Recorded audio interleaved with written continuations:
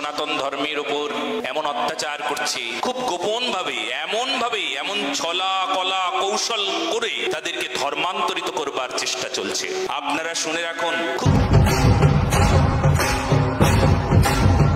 আপনাদের গ্রামগঞ্জে শহরতলিতে বিভিন্ন জায়গায় খ্রিস্টানরা আমাদের সনাতন ধর্মের উপর এমন অত্যাচার করছে, খুব গোপন ভাবে, এমন ছলা কলা কৌশল করে তাদেরকে ধর্মান্তরিত করবার চেষ্টা চলছে। আপনারা শুনে রাখুন, খুব কাছে, নাদনঘাটটা খুব দূরে নয়, নবদ্বীপের পাশে, সেখানে পর্যন্ত এই প্রকার প্রমাণটা আমি কালকে পেলাম। গ্রামগঞ্জে খ্রিস্টানরা আমাদের সনাতন ধর্মের মানুষকে ধর্মান্তরিত করবার ষড়যন্ত্র করছে, এমন ভাবে ব্রেন ওয়াশ করেছে। তাকে যদি বলা হয়, আরে তুমি এই সমস্ত কি করছো, সমস্ত ভগবানের মূর্তি, গীতা, ভাগবত, রামায়ণ সমস্ত পুটুলি করে বলে বাইরে ফেলে রেখে চলে এসো, এই সমস্ত রেখো না ঘরে। একটা মন্ত্র শিখিয়ে দিয়েছে, এই মন্ত্র, এখানে সমস্ত রোগ সেরে যাবে, সব রোগ, যত রোগ সব রোগ সেরে যাবে, রোগ সারার মন্ত্র শিখিয়ে দিচ্ছে। আশ্চর্য ব্যাপার, এদের কি এমন ভাবে ব্রেন ওয়াশ করেছে যে কি সাংঘাতিক ভাবে, বিশেষ করে মহিলাদের আগে আক্রমণ করে, মহিলাদেরকে বোঝানো হয়, এই শোনো তোমরা সরলমতি, তোমরা ভালো করে জেনে নাও, এই যে আমিন, যিশু, এই সমস্ত কি সব এটাই মন্ত্র, কিছু হলে ব্যাস আমিন, ইস্যু এ ঠিক করে দেবে, শব্দ উচ্চারণ করো। আরে বিধর্মী বানানোর একটা ষড়যন্ত্র ছাড়া আর কিছু না। এই সব জল খাইয়ে বলে বিভিন্ন রকম জল। আর পরে জানা গেল, যখন সনাতন ধর্মের কিছু সৎ ব্যক্তিগণ, যখন সৎ পুরুষগণ সেখানে প্রবেশ করলো, দেখলো যে ওই জলের মধ্যে প্যারাসিটামল গুলিয়ে দিয়ে ওই জলটাকে আলাদা রেখেছে, বলে এই জল খাওয়ালে এই জ্বর সেরে যাবে। ওইখানে একটা ওষুধ রেখে ওটার সঙ্গে মিশিয়ে দিয়ে এই জলটাকে খাওয়ালে এই রোগ সেরে যাবে।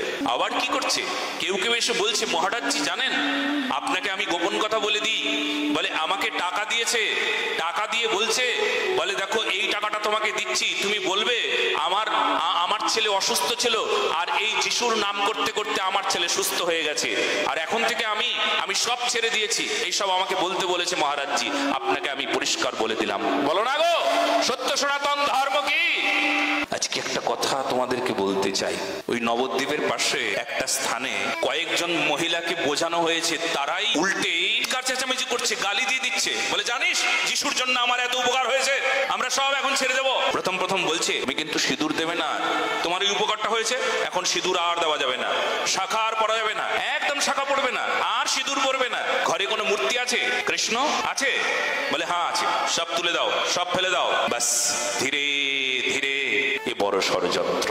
আমি এই কথাগুলো বলছি, এই কথাগুলোর মধ্যে কোনো মিথ্যা নাই, আপনারা তার নিজেই প্রমাণ। আমি সত্য বলছি না মিথ্যা বলছি? ওই দেখুন, এখানে সব স্থানের মানুষ আছে, নবদ্বীপ, নাদনঘাট, বৈরামপুর, অগ্রদ্বীপ, শান্তিপুর, হলদিপাড়া, কেতুগ্রাম, কাটোয়া, সোদপুর, কলকাতা, বরগাছিয়া, এখানে বিভিন্ন স্থানের মানুষ আছে। এনারা মিথ্যে কথা বলবার মানুষ না। যদি বলেন মহারাজজি আপনারা সত্য সনাতন ধর্মের প্রচার করেন, আপনারা হিন্দু ধর্মের প্রচারক, আপনারা ভাগবত ধর্মের প্রচারক, সেই জন্য আপনি বলছেন এখানে যত শ্রোতা আছে সব শ্রোতারা দেখুন আমার সঙ্গে সহমত। আজকে ভয়ঙ্কর ষড়যন্ত্র চলছে, ঠিক এই মহিলাদেরকে টার্গেট করছে। এরা সরল সোজা, এরা ভদ্র, এরা অল্পতেই ভুলে যাবে, অল্পতেই বসে যাবে, অল্পতেই এদেরকে নিজের মতন করে তৈরি করে নেব। মন্ত্র শিখিয়ে দিচ্ছে, সিঁদুর আর পরা যাবে না, এতেই সব তোমাদের মঙ্গল হয়ে যাবে। আমাকে কাল একটা ছেলে বলছিল, মহারাজজি জানেন আমাদের যত মূর্তিগুলো আছে না সবগুলো পোটলা করে ওই পাশের মন্দিরে ফেলে দিয়ে এসছে, বলে আমরা আর এই সমস্ত পূজা টুজা করবো না। এক জায়গায় সাধারণ মানুষ কি দেখাচ্ছি, ভেলকি দেখাচ্ছে, কৃষ্ণ মূর্তি এক জায়গায় রেখেছে, যিশু মূর্তি এক জায়গায় রেখেছে, দুটোই জলের মধ্যে ফেলেছে। দেখছে যিশু মূর্তি তো জলের উপরে, দেখো দেখো তোমাদের ভগবান যদি হয় তাহলে নিচে ডুবে যাবে, এই দেখো আমাদের ভগবান উঠে দাঁড়িয়েছে আর তোমাদের ভগবান জলে ডুবে গেছে। এবার বলো, যে নিজেই জলের মধ্যে ডুবে যায় সে তোমাদেরকে বাঁচাতে পারবে? এবার এক ব্যক্তি, আমাদের সনাতন ধর্মেরও তো শক্তি কম নয়, বুদ্ধি তো কম নয়, তোমরা তো সবেমাত্র বিদেশ থেকে আসা বুদ্ধি, ধার করা বুদ্ধি তোমাদের, আর আমাদের তো ভারত ভারতীয় বুদ্ধি, ভারতীয় সংস্কার সংস্কৃতির আমরা সেই স্থানে, সেই মাটিতে আমাদের জন্ম, আমাদের সেই ভারতের মাটিতে জন্ম, যে ভারতের মাটিতে আমরা জন্ম লগ্ন থেকে রাম কৃষ্ণকে, চৈতন্য মহাপ্রভুকে বলতে শিখেছি, জানতে শিখেছি। বলো না গো রাধে রাধে। আমরা সেই গৌর দেশের মানুষ, আমাদেরকে চলচাতুরি শেখানো না। আজ পর্যন্ত পরীক্ষা জলে পরীক্ষা হয় নাই, আগুনে পরীক্ষা হবে। এবার আগুনে পরীক্ষা হবে, দেখি যদি যে পুড়ে যাবে সে সর্বনাশ, তার কোনো অস্তিত্বই নাই। দেখি কেমন ভগবান। আগুনে পোড়ানো হবে।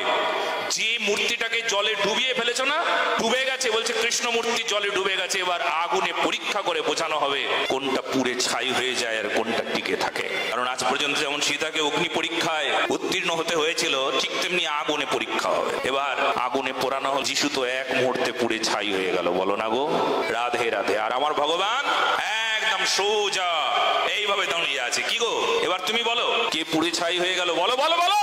এবার তোমরা বুঝে নাও, এত সহজ নয়। তাদেরকে এইভাবে বোঝানো হয়, শোনো শোনো, তোমাদের আর কোনো রোগ ব্যাধি কিছু হবে না। যদি কেউ বলে ফাদার সিস্টার আমাদের তো সমস্যা হচ্ছে, আমার তো ছেলেটা এখনো সুস্থ হলো না, বলে ওর মনটা এখনো যিশুতে লাগে নাই তাই সুস্থ হয়। বলে এমন কোন রোগ নাই তার কোনো দিন হবে না, কোনো দিন রোগ হবে না। এই নাও পয়সা নাও, টাকা নাও, যাও ওষুধ নিয়ে আসো। যদি সমস্যা হয় আরো আমরা হেল্প করবো, তাও আমাদের যিশুকে জানো, আমাদের যিশুকে বোঝো, আমাদের যিশুকে শেখো। যদি এমন কোনো কথা হতো, যারা যিশুর ভক্ত তাদের কখনো কোনো সময় ব্যাধি হবে না। তবে সেই পোপ যে সবচাইতে বড় আজ পর্যন্ত, সে এখন হুইল চেয়ারে ঘোরাঘুরি করে। তাহলে যিশুর প্রিয় যদি কখনো কোনো সময় সে অসুস্থ হবে না, সে সুস্থ থাকবে, এটাই যদি প্রমাণ হয়, এটা যদি তোমরা এই মিথ্যাচারের আচার বলো, তাহলে তোমরা বলো তো সেই পোপ কেন এই সেদিনও দেখলাম ওনাকে হুইল চেয়ারে ঘোরাঘুরি করানো হচ্ছে, উনি তো উঠতে পারে না, চলতে পারে না, ফিরতে পারে না। এটা যিশুর ভক্তের এমন পরিণাম। কত আর ছল চাতুরি করবে তোমরা? ধর্মের নামেই যত ছল চাতুরি করবে তত তোমরা ধরা পড়ে যাবে। এই জন্য কখনো কোনোদিন এটা জেনে রাখো মায়েরা, আজ থেকে যারা এই ভাগবত কথা শ্রবণ করছো তারা ছল চাতুরির চক্রে পড়ো না কোনো সময়। টাকা পয়সার লোভে পড়ে নিজের ধর্মকে কেউ বিসর্জন দিও না। যদি তাই হয় যে টাকাই আমাদের বড়, তাহলে তুমি কখনো এমন হতে পারবে? তুমি বলো তোমাকে টাকা দেওয়া হলো, 1 লাখ টাকা দেওয়া হলো, এই নাও 1 লাখ টাকা দিলাম, তুমি তোমার বাবা মাকে লাথি মারো আর পাশের বাবা মাকে বাবা মা ফাদার বলে ডাকো। তুমি করবে এটা? তুমি করবে? 1 লাখ টাকা দেওয়া হলো, তোমার বাবা মাকে বাদ দাও, তোমার ভগবান কৃষ্ণকে বাদ দাও। কৃষ্ণ হইতে হইয়াছে সবাগার জন্ম, কৃষ্ণ সেবা না করিলে কোথা রহে ধর্ম।